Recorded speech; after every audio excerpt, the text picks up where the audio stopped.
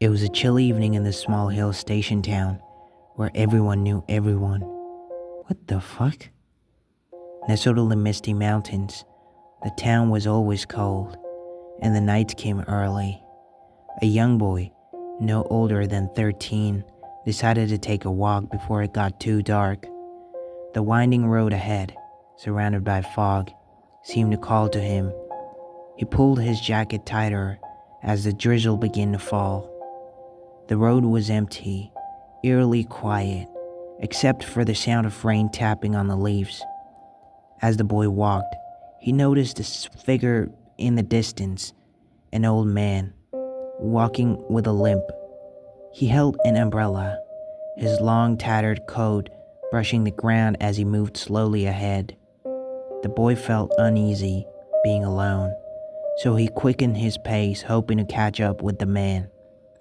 But no matter how fast he walked, the man always stayed just out of reach. "Excuse me, sir," the boy called out, his voice echoing through the mist. The old man didn't respond, didn't even look back. He just kept walking, disappearing further into the fog. The boy's heart began to race. He broke into a run, desperately trying to catch up, but the figure only seemed to drift farther away, as if swallowed by the mist. Suddenly, a police siren wailed from behind. Startled, the boy turned to see a police car pull up beside him, its lights flashing. Two officers stepped out, their expressions concerned. "What are you doing out here, son? It's dangerous to be alone on these roads at night," one of them said gently. Relieved, the boy answered, "I was trying to catch up to that old man ahead. Did you see him?" The officers exchanged uneasy glances. "What old man?"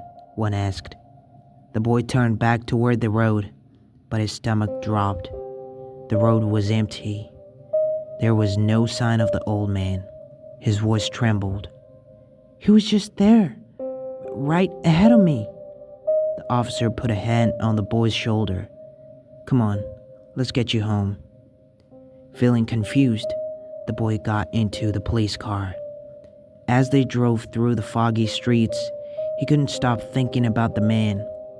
Who was he, and where had he gone?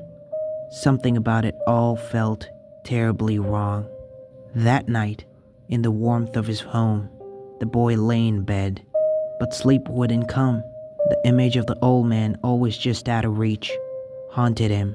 He felt like something was still following him, something dark. The next morning, his mother greeted him with a pale face. She held the morning newspaper tightly in her hands. "You didn't hear the news, did you?" she said softly. "There was an accident last night, on that old road." The boy's blood ran cold. "What happened?" "A boy your age," his mother said, her voice breaking. He was found. He didn't make it." The boy's mind reeled. "But I was on that road last night. I'm fine. It wasn't me." His mother's eyes filled with tears. She shook her head slowly. "No, honey. It was you. You never came home last night."